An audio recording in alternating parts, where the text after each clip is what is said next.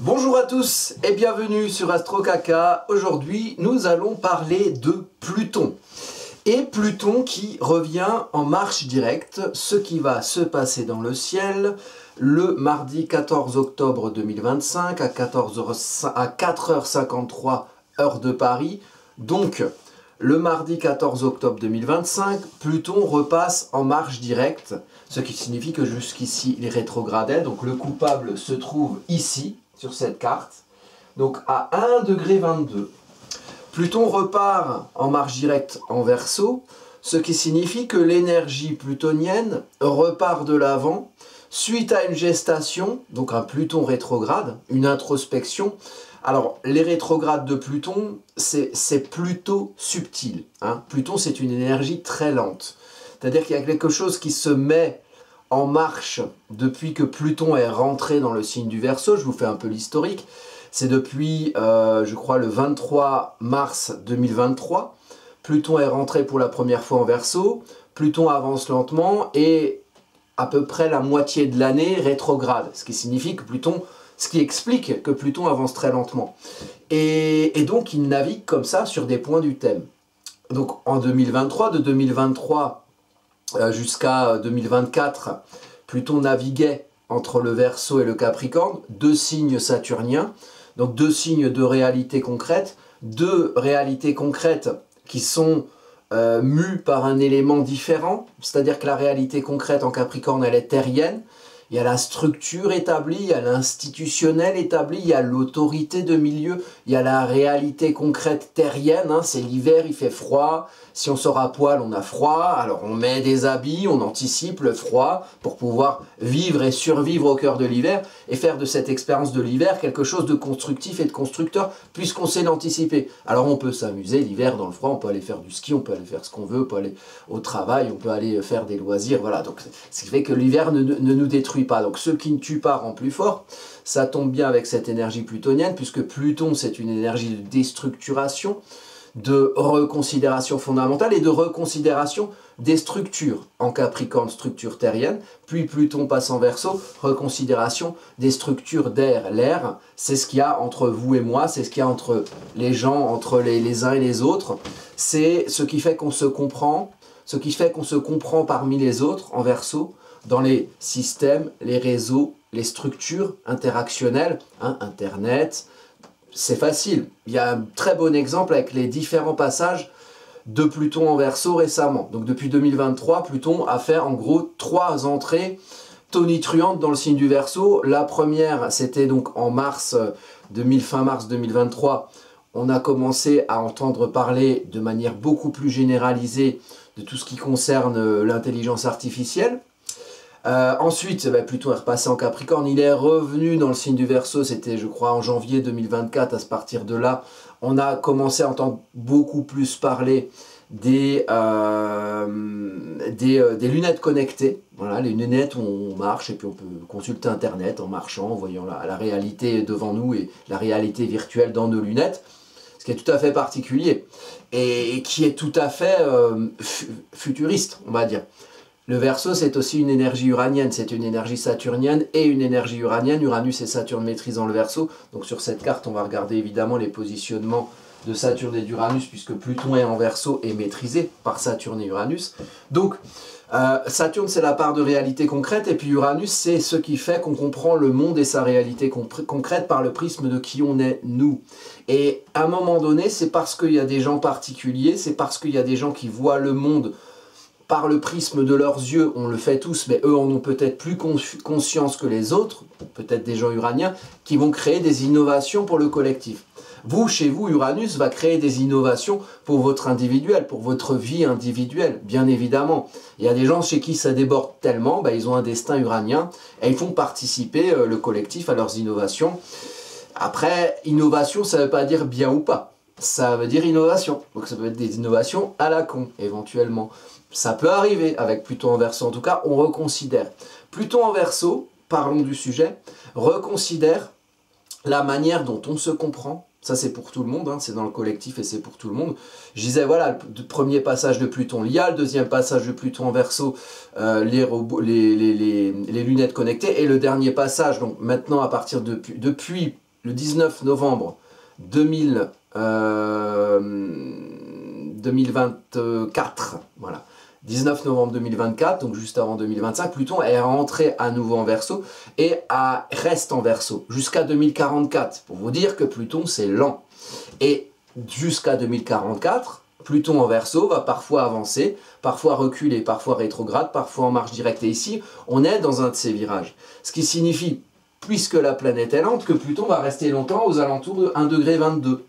L'endroit où Pluton, le positionnement où Pluton avance.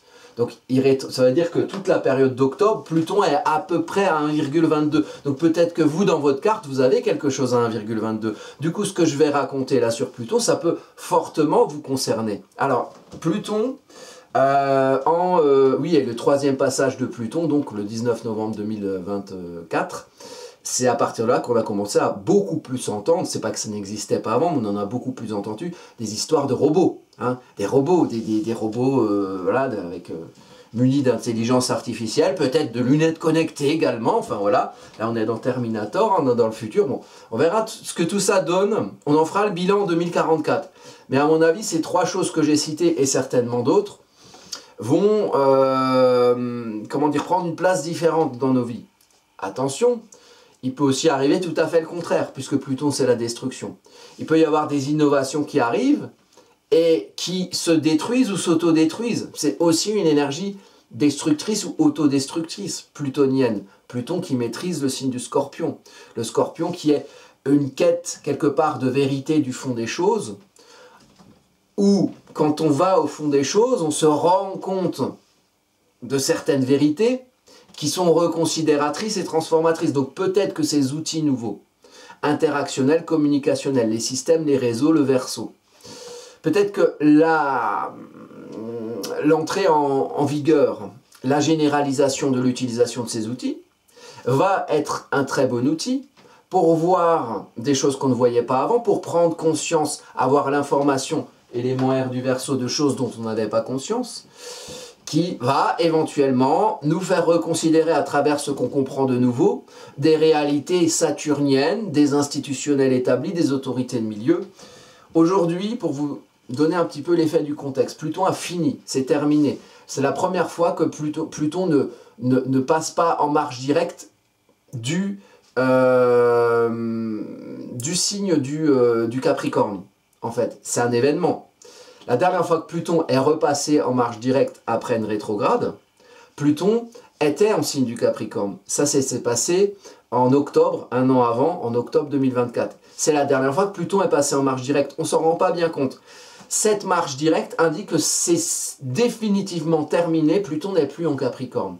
Alors que quoi tirer comme leçon? Élément R du Verseau, donc qu'on comprend, qu'on traduit, qu'on explique, qu'on communique. Quoi tirer comme leçon de ce passage de Pluton en Capricorne? Pluton passe en Capricorne en 2008, crise des subprimes, crise financière mondiale. On donne du pognon, les États, les institutionnels établis, au réseau, aux flux financiers, aux banques. Flux financiers, c'est les flux, vous voyez, c'est une énergie assez électrique, hein, l'énergie Verseau, c'est-à-dire qu'il y a un Uranus qui est du feu, qui vient dans les câbles électriques saturniens, hein, les réseaux, les systèmes, et qui vient, voilà, se transporter, bouger, amener son énergie. Hein, c'est très... Donc, on a démarré un Pluton en Capricorne précédemment, en 2008, où on a l'institutionnel établi à renflouer quelque chose qui concerne les flux financiers. Parce qu'il peut aussi y avoir ça dans ce Pluton en Verseau.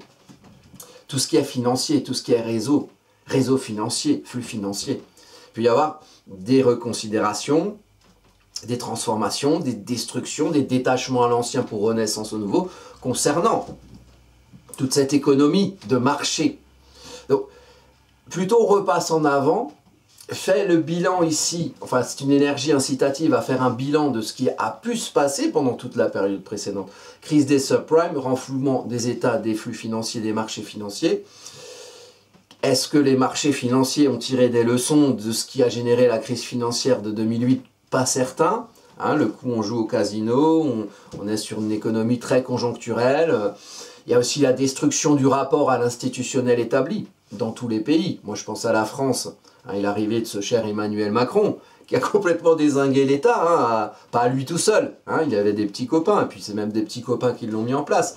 Il y a aussi tout ce qui concerne le flux d'informations, la presse. Je crois qu'aujourd'hui, on en est à une période, pour la plupart, après, il y en a qui pédalent moins vite, où la presse qu'on appelle mainstream, même le mot mainstream, c'est très verso, hein, assez radicalement déconsidéré, un détachement de certaines légendes, hein, pas de la probité de la presse, ou comment dire, l'objectif, le côté objectif des informations qu'on nous donne. Je pense que pour la plupart, on a passé le cap, hein, je pense qu'on a tué le père à ce niveau-là. Donc on a, il me paraît assez établi que, voilà, sur cette question verso, on a une presse complètement aux ordres d'un institutionnel établi qui lui-même est aux ordres d'une espèce de réseau obscur qui détruit les institutionnels établis et qui veut transformer les choses à sa sauce. Après, tout le monde n'a pas les mêmes intérêts. Hein. Qui c'est qui gagne la bataille de l'influence des flux d'informations, des flux financiers, des moyens de communication qui permettent de comprendre pour chacun, pour les gens, on va dire entre guillemets lambda, comme vous, moi, et puis pour les gens qui sont au pouvoir et pour la plupart ont souvent un petit problème avec leur rapport au pouvoir qui crée des sortes de, comment dire, genre de pervers narcissiques qui ont beaucoup d'influence et qui maintiennent sous leur coupe des bons millions de personnes qui ont le rôle voilà, bien commode de pigeons, de moutons, de perroquets pour aussi déployer à travers les gens lambda la bonne parole qu'on leur a donnée par les flux d'informations qui sont contrôlés par des gens qui ont un petit problème avec la notion de pouvoir et donc un petit problème avec la notion de Pluton, hein, les manipulations sous-jacentes, les ambiances qui tirent les ficelles dans les coulisses, les gens qui sont un petit peu, voilà, qui aiment bien voir les autres sous leur coupe, qui font ça un petit peu de moins en moins, avouons-le, dans le feutré, hein, c'est de plus en plus visible. C'est pour ça qu'il y a une énergie plutonienne qui reconsidère de plus en plus cette question de comment on comprend le monde. Hein, le Verseau, c'est ça, c'est la réalité du monde. Et comment on la comprend, élément R du Verseau. En tarot, c'est la carte du monde, le Verseau. C'est l'avant-dernière, je crois, celle juste avant le mat ou le joker. Il y a un monde qui existe. Il est là sans nous. Ça, c'est Verseau. Il est là sans nous, ce monde-là. Il n'est pas là, le monde, il est là. Ok. Il y a les gens qui communiquent, qui interagissent avec certains outils, Internet, les IA, les lunettes connectées, les robots et que sais-je. Voilà. Il y a des outils. Et qui permettent aux gens de communiquer entre eux. En Verseau, c'est le tout vu comme une somme d'individualité. Mais là, cette somme d'individualité crée des systèmes et des réseaux dans lesquels chacun interagit. Et vous avez, vous, individuellement, un rôle là-dedans. Ça, c'est la partie saturnienne, et individuellement, c'est la partie uranienne. Qui vous êtes? Comment vous comprenez dans ce monde et ses réalités? Comment vous comprenez ce monde par le prisme de vos yeux? C'est-à-dire que vous comprenez d'une manière particulière, vous comprenez que c'est vous et pas les autres, et puis, plus ou moins. Après, parfois on peut se conformer, parfois on peut s'oublier, parfois même on peut se comprendre et on peut se sentir incompris, individuellement, dans une réalité du monde qui tend à nous conformer et à ne pas voir qu'on est là. Ça c'est possible aussi, en termes de sensations, très Verseau. Et tout ça, il faut le comprendre. Donc, voir le monde par le prisme de qui on est, nous. Et considérer le monde à notre manière particulière. Alors évidemment, il y a peut-être des avis qui sont communs avec des gens autour de vous, voilà, vous êtes d'accord avec ci, d'accord avec mi, mais vous voyez, pensez la réalité du système qui vous fait comprendre le monde, et la réalité de ce que vous, en toute indépendance d'esprit, autant que faire possible, autant que faire se peut, en toute indépendance, vous comprenez ce monde sans forcément penser avec la tête de quelqu'un d'autre. Voyez, sinon on prend la tête de quelqu'un d'autre, on la met à la place de votre tête, et puis voilà, on échange son indépendance et son indépendance d'esprit, sa liberté de penser. Hein, c'est très, quelque part, Uranus, c'est très libre, c'est très rebelle dans le signe du Verseau, qui maîtrise le Verseau, donc qui maîtrise Pluton. Donc il y a une manière de comprendre les choses. Il se trouve qu'il y a Pluton ici. Et Pluton, ça déstructure, ça détruit et ça transforme. C'est la chimie, vous voyez. on met une solution dans une autre solution, ça crée un autre truc. On met des mentos dans du coca, ça fait un petit geyser, une petite éruption un peu volcanique.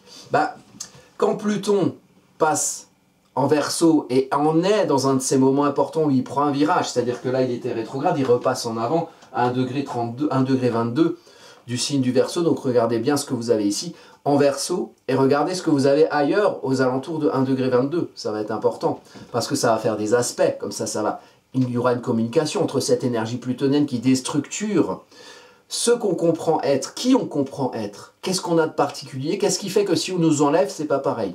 Qu'est-ce qui crée notre originalité, notre façon d'être nous. Et comment on comprend le monde et ses réalités. Pluton transforme ça. Donc on se comprend différemment, c'est très lent. Pluton, on voit un enfant, il a 3 ans, il a des pieds, il a des dents, on le revoit, il a 6 ans, il a d'autres pieds, il a d'autres dents. Mais il s'est passé 3 ans entre-temps. Si vous voyez l'enfant tous les jours, vous n'avez pas une transformation spectaculaire. Sur un moment comme ça, donc changement de direction de Pluton, il repasse en marche directe, il se peut qu'il y ait quelque chose qui peut éventuellement se voir puisque l'énergie plutonienne est quand même mise en avant. Et elle sera mise en avant à plusieurs égards pendant l'année 2025-2026 et on va en parler. Donc, pour vous, ce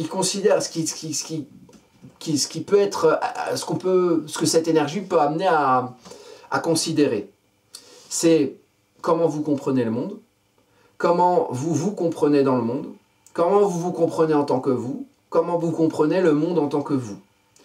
Et donc partie saturnienne, partie uranienne. Et sur cette carte-là, symboliquement, sur le fuseau horaire d'où je suis, ce Pluton se situe donc d'où je déploie ce petit message astrologique, basé sur un support astrologique.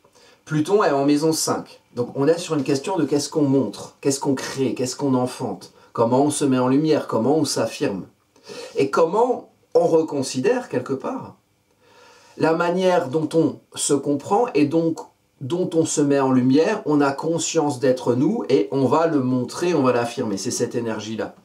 Et comment on va reconsidérer l'endroit où on se met en lumière, les réalités au sein desquelles on se met en lumière peut-être pour réussir à se mettre en lumière de manière constructive, de manière réaliste, puisque on va se mettre en lumière, on va enfanter, on va créer quelque chose, une émanation de qui on est, on va s'affirmer en maison 5 au-delà de certains conditionnements de la maison 4, socio-culturelle, éducationnelle. Donc c'est une manière de tuer le père, on se comprend différemment, on remet en cause des choses qu'on a compris de nous jusque-là, pour peut-être mettre en avant différemment notre part d'originalité, notre part d'individualité, et dans un monde et ses réalités qui elles-mêmes évoluent.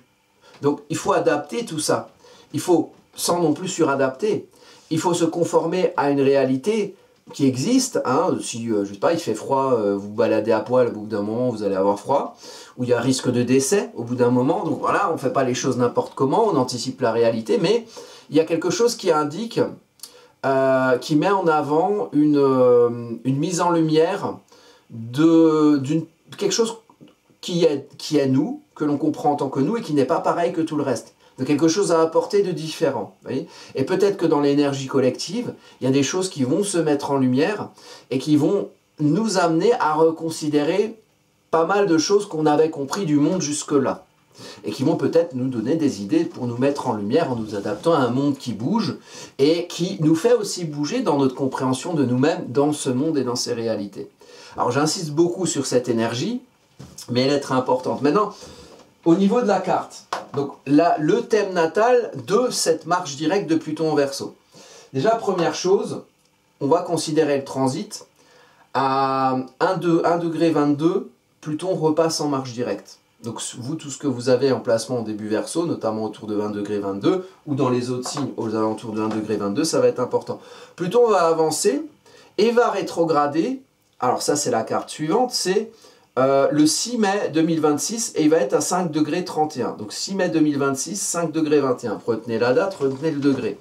5,31°, ça veut dire que ce qui va nous concerner dans les transits à venir, c'est Pluton entre 1° et 5°. Voilà. Et ça, c'est finalement un Pluton qui va avancer et qui va arriver sur un point de votre thème, sur une partie de votre thème, même s'il n'y a pas de planète. Forcément, une maison à 5°, entre 1° et 5° du Verseau, Et il y a peut-être des planètes qui ne sont pas entre 1 degré et 5 degrés du Verseau, peut-être qu'il y en a, mais il y a peut-être des planètes ailleurs. Sur ce focus-là, sur ce positionnement-là, hein, en signe entre 1 degré et 5 degrés.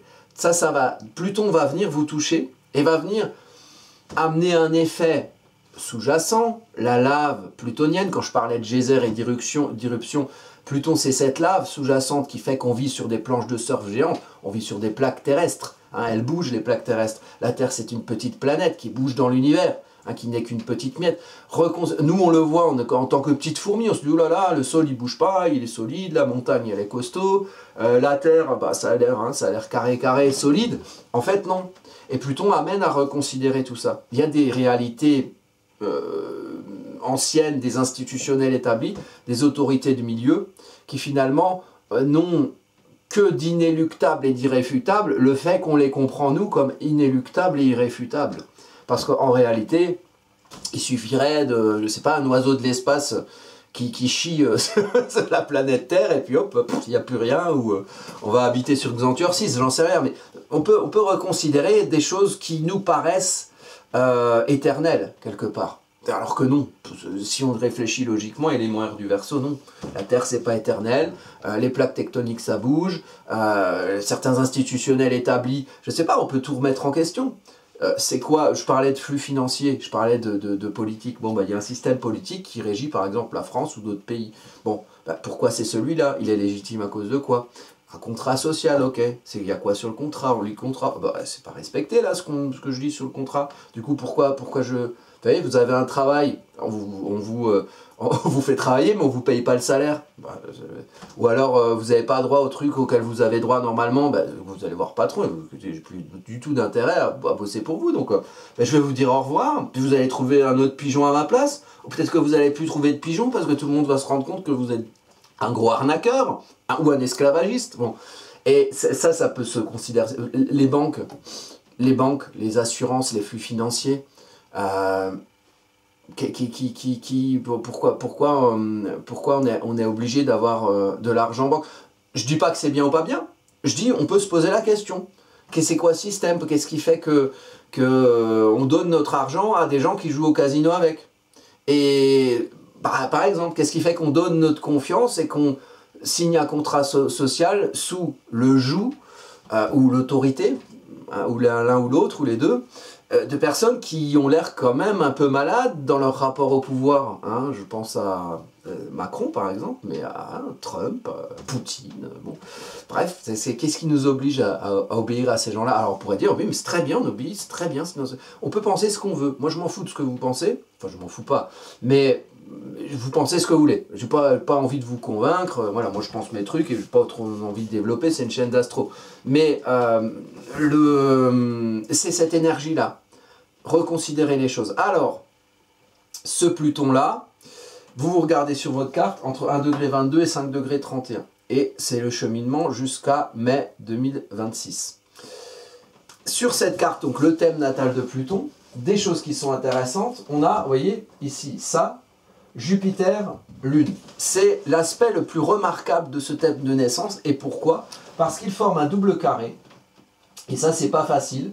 Ça promet du challenge, hein, un petit peu, voilà, mais challenge c'est bien, c'est ce qui nous fait bouger, c'est pour ça qu'on s'incarne. On ne s'incarne pas pour enfiler des chaussettes à des 1000 pattes, comme je le dis souvent, hein, on s'incarne pour faire des trucs, sinon on ne s'incarne pas, on est au nirvana, on a des anges, des farfadets, des galettes Saint-Michel, tout ce qu'on veut. Quand on est des humains, c'est mon idée du truc, avec l'histoire des mémoires d'âme et compagnie, on a des petites missions, hein, des petites fiches de poste et des choses à transcender. Bon, ben ça fait partie du système. Donc on a le carré avec Chiron et le carré avec la lune noire ici, la lune noire vraie en balance. Donc ça forme une opposition Chiron, lune noire, ce qui n'est pas facile du tout, entre la lune noire qui est une ombre à conscientiser en balance, donc quelque chose qui nous fait ressentir l'injustice, l'inéquité, le déséquilibre. On est en maison 2, donc on est dans le concret. La vie matérielle, la vie concrète. Vous voyez un peu l'ambiance. L'inflation, on paye de plus en plus pour avoir de moins en moins de choses. C'est un peu compliqué financièrement. Concrètement, on a un peu l'impression qu'on nous prend pour des jambons, parfois, c'est possible. hein, ou sinon on est satisfait. Mais bon, là c'est une lune noire, donc il y a un souci de déséquilibre. Donc, mais on ne comprend pas trop, on a du mal, la lune noire, on a du mal à se le formaliser, les moyens de la balance, on a du mal à le comprendre. Et on a besoin de recul pour voir mais qu'est-ce qui génère ce déséquilibre, cette sensation d'inéquité, d'injustice, parfois d'indécision, on ne se sent pas capable d'agir pour rééquilibrer des choses dans notre vie matérielle. Bon. Et là, du coup, on va prendre le recul, on va voir en face Chiron. Donc c'est une autre ombre qui permet de prendre conscience d'une première ombre. L'ombre du bélier, Chiron, permet de prendre conscience de l'ombre de la balance. Chiron, c'est une blessure et une nécessité de guérison. Une blessure du rapport à l'action. Qu'est-ce qui fait que justement, on n'arrive pas à faire pour faire valoir ce qu'on aime être? Les valeurs, balance, j'aime, j'adhère, le faire, le bélier. Il y a une blessure dans le faire. Il y a une blessure qui est reconsidératrice, maison 8, et qui amène, par sa guérison, à reconsidérer. Je reconsidère mon rapport à l'action, peut-être que je me sens capable de faire, pour faire valoir qui j'aime être. Et faire valoir et peut-être m'affirmer avec ce soleil en balance. Il se trouve que ces deux énergies, donc comment agir pour faire valoir ce qui fait qu'on s'estime, hein, qui fait qu'on n'est pas pris pour un jambon et qu'on a un minimum d'estime pour soi, ça aussi c'est une question importante sur cette carte, avec Pluton qui reconsidère la manière dont vous vous comprenez, dont vous vous affirmez dans le monde et ses réalités. Vous êtes quoi? Vous êtes des carpettes? Vous êtes des serpillères? Vous prenez pour quelque chose que vous n'êtes pas? Ou alors finalement vous êtes peut-être des serpillères ou des carpettes? C'est possible. Je ne sais pas, je ne connais pas. Mais pourquoi je titille à ça? Parce que c'est un peu l'histoire de on s'enferme dans des choses qui ne nous valorisent pas et ne nous équilibrent pas. Et ça, c'est la lune noire en balance. Concrètement, à travers notre manière concrète de vivre, façon de vivre, de gagner sa vie. On supporte cette injustice sans pouvoir agir pour pouvoir la contrer et faire passer de l'injuste au juste, de l'inéquitable à l'équitable. Et pour ça, il faut faire. Personne ne le fera à notre place. Il faut guérir son énergie d'action pour faire valoir ce qu'on aime être.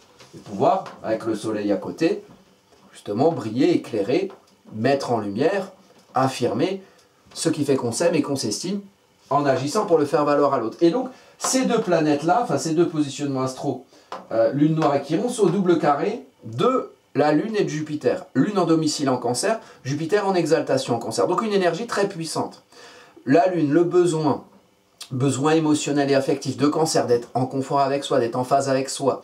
Jupiter exalté, extension, exaltation, c'est un peu trop. Donc Jupiter amplifie la Lune. Jupiter amplifie ce besoin d'être bien. En maison 11, dans son monde social, analogique au signe du Verseau. Donc on a un grand besoin jupitérien d'être bien dans son monde social, d'être en phase avec soi, d'être comme à la maison dans son monde social. Mais c'est en double carré, donc c'est un virage avec les deux ombres du Bélier et de la Balance. Donc pour arriver à ça, pour prendre son espace et prendre le pouvoir d'être bien dans son monde social, il faut guérir le rapport à l'action, et c'est un travail en conscience nécessaire. La passivité, ça ne marche pas avec un double carré. C'est un volant, il faut le tourner. Si personne tourne le volant, la voiture, elle va devant, il y a un mur. On peut tourner à droite, on peut tourner à gauche, hein, on peut tourner ailleurs. Hein. Il y a peut-être un rond-point avec la 4e à gauche ou la 3e après la sortie du rond-point, j'en sais rien, là, je suis dans ma bifurcation là. Mais passif, on laisse le volant aux autres, on se prend le mur. Donc là, il y a un truc à faire. Pour justement réussir, assez conquérant, mais voilà comment... Donc il faut se poser la question, qu'est-ce qui fait que vous êtes bien? C'est une maison d'air, la maison 11, qu'est-ce qui fait que vous êtes bien ou pas dans votre monde social? Comment vous arrivez à prendre votre espace pour y être bien en Cancer comme à la maison, hein? Vous sentir en phase avec vous-même, hein, et pas enfermé dans des espèces de zones de confort qui finalement ne sont pas très bienveillantes et finalement ne sont pas très confortables, et plus le temps passe et moins c'est confortable. On s'enferme dans une coquille d'œuf, hein, où on nous a enfermés dans cet œuf, on est sous le cul de la poule, là, on n'a pas beaucoup d'air, là, qu'est-ce qui se passe? La perspective n'est pas très grande, et puis on se dit, maintenant, on ne va pas sortir de son œuf, parce que, alors, qui vole un œuf, vole un bœuf, qui casse un œuf, casse un bœuf, peut-être, j'en sais rien, mais en tout cas, il y a quelque chose de plus gros au-dessus, il y a le cul de la poule, à un moment donné, qui nous retient comme une espèce de mer enfermante, là, est-ce que vous allez vivre sous le cul d'une poule toute votre vie? C'est un peu ça que ça dit. Et des fois on se dit, maintenant, mais si je casse mon œuf, mais dehors il fait froid, dehors il y a des loups, dehors c'est dangereux, donc au-delà de... Alors, attention à cette énergie parce que ça peut facilement enfermer dans le cancer, donc l'entre-soi, le communautarisme. Hein, du coup, oh là, c'est dangereux dehors, alors je vais me protéger avec les miens. Je suis une pastèque, je vais aller avec toutes les autres pastèques, et puis, oh là là, les melons qui arrivent, ça m'emmerde. Hein, on va leur mettre une melonite, là, ça va pas tarder. Mais bon, comme on est super dans son œuf, on va plus, en général, être frustré, et puis voilà, faire ça, attendre je sais pas, d'un pouvoir manipulateur, par exemple, qu'il agisse à notre place pour finalement nous contenter dans nos schémas de peur. Bon. Un peu imager ce que j'ai dit avec les melons et les pastèques, mais enfin, ça parle un petit peu d'une actualité. Bon. Donc l'idée, c'est de prendre sa place pour être bien dans le monde social, dans le monde tel qu'il est, et dans le monde tel qu'il est, et comment nous, on se comprend dans ce monde-là pour y être bien, et pour prendre... C'est revendicatif, Jupiter en Cancer. On prend son espace, on prend sa place pour y être bien dans ce monde-là. Et on a besoin, avec la Lune, de le faire. On a besoin de confort par rapport à ça. Donc ça... C'est une des grosses énergies. Alors j'ai noté certains autres aspects. Voilà, il y a un autre aspect important, c'est l'opposition de Vénus qui vient de rentrer en signe de la Balance en domicile. Donc ça c'est plutôt positif. Ça c'est un petit peu le baromètre. Qu'est-ce qui fait que on reconsidère ce qu'on comprend être dans le monde avec Pluton en Verseau? C'est qu'on a aussi un enjeu à aimer qui on est. À aimer qui on est et à pouvoir adhérer à ce qu'on représente, à trouver l'équilibre dans la compréhension de qui on est, de qui on aime être et de comment on le fait valoir à l'autre. Alors ici il y a une énergie intéressante qui aide à être attractif, à être mis en valeur, à aimer qui on est, peut-être à faire que l'autre en face, il va voir quelque chose de plutôt joli, hein, plutôt sympa. Hein. Donc là il y a quelque chose d'intéressant, plutôt bienveillant, ce qui est bien pour une carte qui quand même secoue pas mal. Et en face, opposition à Neptune, en Bélier. Donc on retrouve cet axe Balance-Bélier par l'opposition Vénus-Neptune. Vénus, c'est j'adhère. Vénus, c'est à la surface. Hein, j'adhère, comme du scotch, on adhère. Les scratchs, ça adhère. Neptune, c'est plus en profondeur. C'est plus lent, c'est plus subtil. C'est l'inspiration, ça aspire, c'est plus profond. Et il faut lier les deux. Il faut lier les aspirations profondes, qui sont en Bélier, ici encore. Donc, une carte natale de ce sujet plutonien, entre 1 degré et 5 degrés du Verseau jusqu'à mai prochain, jusqu'à mai 2026. Donc c'est cette ambiance-là plutonienne jusqu'à mai 2026.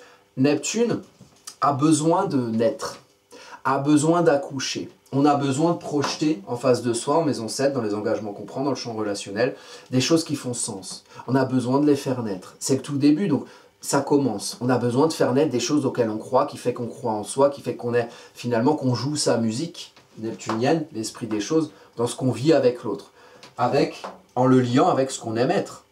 Qu'est-ce qu'on comprend aimer être et comment faire pour pouvoir le faire valoir et pour pouvoir permettre à sa capacité à faire pour faire valoir, qui permettent de projeter sa musique. Voilà, des choses qui font sens, des choses qui sont profondes. Hein, la surface, c'est je suis OK avec moi-même. Et la profondeur, c'est qu'est-ce qu'on démarre, qu'est-ce qu'on enclenche. C'est une musique qui commence ici. Donc, ça c'est intéressant par rapport à cette énergie, vous voyez, Pluton qui est au sextile de Neptune ici, hein, ça forme un sextile. Donc, si on réconcilie, il y a un lien entre ce qu'on montre, ce qu'on comprend être dans le monde, comment on comprend le monde, et qu'est-ce qu'on fait. Ok, on comprend, mais qu'est-ce qu'on fait? Comme le dit Morpheus, il y a une différence entre voir le chemin et arpenter le chemin. Qu'est-ce qu'on démarre alors du coup? Et il y a des choses qui peuvent vous concerner, il y a des choses qui peuvent concerner le collectif et qui peuvent vous inspirer. Qu'est-ce qui va démarrer? Qu'est-ce qui va se faire? Il y a des choses qui vont démarrer, des choses qui n'étaient pas forcément là avant, ou pas autant là avant, et qui vont, parce que Neptune est en Bélier depuis le 30 mars 2025. Mais il y a des choses qui commencent, et qu'il faudra comprendre. Et qu'il faudra voir pour savoir, vous, par le prisme de qui vous êtes et de votre indépendance d'esprit, qu'est-ce que vous voulez, vous, être là-dedans, dans des choses qui démarrent peut-être au-delà de vous, dans un univers global. Alors, là, votre vie, la Terre, le monde, enfin voilà, ce que vous en voyez du moins, ce que vous en comprenez. On a évidemment Uranus en trigone à Pluton, hein, l'usage de l'élément R, donc là c'est tout ce qui est outil de communication, c'est aussi votre manière de pouvoir utiliser certains outils pour exprimer vos avis, vos idées. Donc Uranus au trigone à Vénus et au sextile à Neptune, donc bien disposé. Uranus ici, sextile Neptune et trigone Vénus. Donc il y a quand même une bienveillance dans le fait de démarrer des choses auxquelles on croit et dans le fait peut-être de, comme le monde change, nous on évolue dans la manière de se comprendre et on comprend le monde différemment, mais peut-être qu'il faut faire un usage différent par rapport à de nouvelles choses de l'élément R. Moyen de communication, outils pour comprendre les choses, vous voyez, donc là il y a Internet, il y a les lunettes connectées, il y a les robots, ça peut servir. Ou ça peut servir à nous faire comprendre que c'est pas les bons outils, ou peut-être que c'est des outils qui nous servent à reconsidérer certaines choses aussi, vous voyez. C'est très global, c'est des énergies lentes. Et donc, une bienveillance par rapport à Vénus, par rapport à Uranus, par rapport au mouvement. Ce qui bouge, même si au demeurant ça peut confronter, hein. Il y a Mars avec Mercure en Scorpion. Il y a des choses qui piquent, il y a des choses qu'on a besoin de faire, il y a des choses qu'on a besoin de creuser, il y a des choses qu'on a besoin de révéler, et dans ce processus-là, il y a des choses qui peuvent nous confronter. Il s'agit de comprendre, Mercure qui maîtrise Uranus en Gémeaux. Uranus passe en Gémeaux le 8 novembre, en Taureau le 8 novembre, il repasse en Taureau. Il y a une valorisation du mouvement à partir du moment où on comprend qu'est-ce qui nous a piqué, qu'est-ce qui rend nécessaire le mouvement, et l'évolution dans les manières de comprendre, de communiquer, d'utiliser les outils de communication. Donc ça, c'est une dernière chose, on a le nœud sud qui est sur l'ascendant Vierge et le nœud lunaire nord qui est sur le descendant. Donc ça c'est une orientation de la carte. Le moi, l'apprentissage du moi, c'est donner le là. La Vierge, la clé de Sol, la clé de Fa, qui je suis. Il faut comprendre qui on est. Rationaliser Mercure, Mercure en Scorpion. Donc c'est le maître d'ascendant. Donc en maison 2 aussi, hein. Maison 2, Martien en début de maison 3. Donc le maître d'ascendant, il faut comprendre, c'est dans le concret, c'est dans la façon de vivre, concrète, façon de gagner sa vie, façon de se poser, de rapport à la matière, au matériel, peut-être même parfois le corps ou la santé. Bon, il y a des choses à comprendre. On est bien, on n'est pas bien. Qu'est-ce qu'il faut creuser? Et ça permet de comprendre qui on est dans la matière. Donc on essaie de nous voir comme on est posé, comme on est ancré dans nos situations, ça nous va, ça ne nous va pas. En Scorpion, il y a quelque chose à fouiller, il y a quelque chose à révéler. Prendre conscience de qui on est par rapport à notre manière de vivre le concret et le matériel va nous permettre de nous utiliser. Comprendre pour utiliser l'ascendant Vierge. Apprendre à se comprendre, se formaliser qui on est pour pouvoir utiliser qui on est. Des fonctionnements, des organisations, des façons de faire. Comprendre le mode d'emploi pour fabriquer l'étagère. Et à partir du moment où on voit qui on est, on a conscience de qui on est, on sait comment s'utiliser parce qu'on sait que bon, bah, si on a une chaussette, on va utiliser un tiroir à chaussettes pour se ranger ou s'organiser. Et puis si on a une chemise, on va plutôt utiliser une penderie. Hein, si on ne sait pas ça, bah, on va mettre les chaussettes dans les penderies et les chemises dans les tiroirs à chaussettes. Pas pratique. La chemise elle est fripée et puis la chaussette elle va se sentir seule dans la penderie. Donc voilà, comprendre qui on est pour savoir comment s'utiliser, s'organiser, fonctionner, de manière à donner le là à la musique qu'on projette à l'autre. Vous voyez, pour se réaliser avec Saturne et pour enclencher peut-être des choses qui font sens profondément. L'esprit des choses neptunien. Donc ça c'est un sens où finalement le moi est rationnel. Il faut que je comprenne qui je suis, il faut que je comprenne qui j'aime être en balance, comprenne qui je suis en Vierge pour pouvoir fonctionner de manière Vierge à m'équilibrer balance et à m'aimer et à faire valoir ce qui fait que je m'aime pour pouvoir éventuellement ensuite amener l'identité, la maison 1 dans le concret, voir ce qui ne va pas dans le concret, lune noire en balance qui est mis en lumière par le soleil. Qu'est-ce qui dans votre vie, on parle du soleil, votre vie concrète, votre vie matérielle, votre façon de vivre concrètement la matière de gagner votre vie. Vous êtes fier de vous ou pas là? C'est juste ou c'est pas juste? Ça permet de voir. Quand on voit, on comprend. Tiens, ah c'est juste, c'est pas juste, ok très bien. Et qu'est-ce que je vais faire du coup? Donc il faut guérir, et c'est transformateur, sa capacité d'action et de confrontation, pour pouvoir faire valoir ce qu'on a compris, ce qu'on a vu, ne pas trop aimer être dans sa manière de vivre le concret.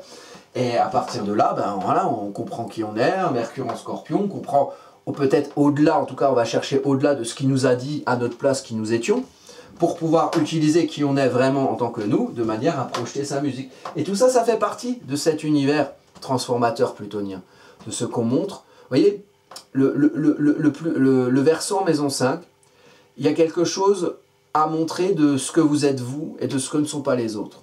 Chacun est différent, mais on vit ensemble. dans un système, un réseau, un système social. Il a une façon de fonctionner. À partir du moment où tout le monde se comprend en tant que lui-même et ne pense pas avec la tête de quelqu'un d'autre, bah, on comprend le monde différemment. Et on se dit, bah, tiens, mais en fait, peut-être qu'il faudrait plus de place pour d'autres façons de voir le monde. Voilà, autrement, voilà, reconsidérer, détacher à l'ancien, renaître au nouveau. Il y a peut-être une énergie comme ça qui se met en lumière, qui s'affirme. Donc, il y a des choses, moi je pense qu'il faut oser reconsidérer ce qu'on ne reconsidérait pas jusque-là. Et dans vos vies à vous, repérez bien ce qui se passe entre 1 degré du Verseau et 5 degrés du Verseau. Et même 1 degré et 5 degrés de tout le reste. Il y a des maisons, il y a peut-être des planètes. Et ça va être important. Alors voilà, si vous avez besoin évidemment de voir ça avec moi, vous allez sur AstroCaca, hein, vous faites prestation, vous allez sur, ou consultation si vous voulez qu'on en parle directement, ou sur les études astrologiques. Et là, vous avez par exemple différents types d'études que je propose. Il y a celle du thème natal sur une année, les transits. Et on va évidemment parler des transits de Pluton. Et qu'est-ce que ça fait sur votre carte à vous. Dernière chose, il y a un événement plutonien, donc c'est après, c'est quand Pluton va rétrograder. J'en ai parlé dans ma vidéo sur les transits de 2026.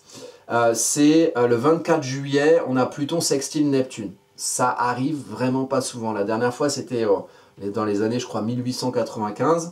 Et la fois d'avant, enfin, non, ça c'était la conjonction de Neptune et Pluton. Pardon, le sextile Neptune-Pluton, donc voilà, c'était juste avant Tchernobyl, non, juste après Tchernobyl, 86. Et en 56 aussi, 1956, il y avait pas mal de révoltes à l'époque. Alors, moi je suis historien, je le sais, j'ai fait un mémoire là-dessus, mais en Pologne, en Hongrie par exemple, donc il y avait quand même des mouvements sociaux à l'époque. Et donc, pour vous dire, la conjonction, donc dans le cycle Pluton-Neptune, la conjonction c'était en 1892. Et le cycle précédent c'était en 1398. Pour dire que c'est cycle Neptune-Pluton, c'est les deux plus lentes planètes. C'est très long. Et donc, il y a eu plusieurs sextiles au XXe siècle. 5 en 1956, 1900, par exemple, si vous êtes né en 1956, ça peut être important, ou en 1986 aussi, vous voyez, ça peut vous concerner. Enfin, il y a eu des événements quand même assez marquants, et ça, donc, ça revient en juillet, hein, ce sextile. Mais ça, on en parlera, notamment, peut-être sur la vidéo qu'on fera sur la nouvelle rétrogradation de Pluton. Mais plus de Pluton en Capricorne. Pluton, maintenant, ne rétrograde plus jusqu'au Capricorne. Et donc c'est la première fois, voilà. Donc c'est la première fois que Pluton maintenant avance en Verseau. On est en droite ligne sur une grosse transformation de l'énergie Verseau. Évidemment, vous regardez ce qu'il y a en début Verseau, parce que par exemple vous me dites ah mais j'ai un truc en fin Verseau. Fin Verseau, c'est dans les années 2040 que ça arrive. Donc c'est pas tout de suite. Voilà, c'est pas c'est début Verseau. À la limite, ça va plus vous toucher si vous avez des placements en début de signe des autres signes que du Verseau. C'est vraiment sur 1 degré, 5 degrés. Gardez le focal là-dessus. Ou 6 degrés, voilà, si vous avez quelque chose au 6e degré du Verseau, par exemple, possiblement. Donc voilà un petit peu ces énergies. Je pense que quand on arrivera à mai prochain, déjà beaucoup de choses auront été mises en conscience et des choses plutôt reconsidératrices. Hein. Morale ancien, renaissance au nouveau. Et donc moi je vais vous souhaiter une très belle période de Pluton qui part en avant. En général c'est un peu plus costaud quand ça part en avant, l'énergie de reconsidération. Et puis je vous dis à bientôt pour une prochaine vidéo.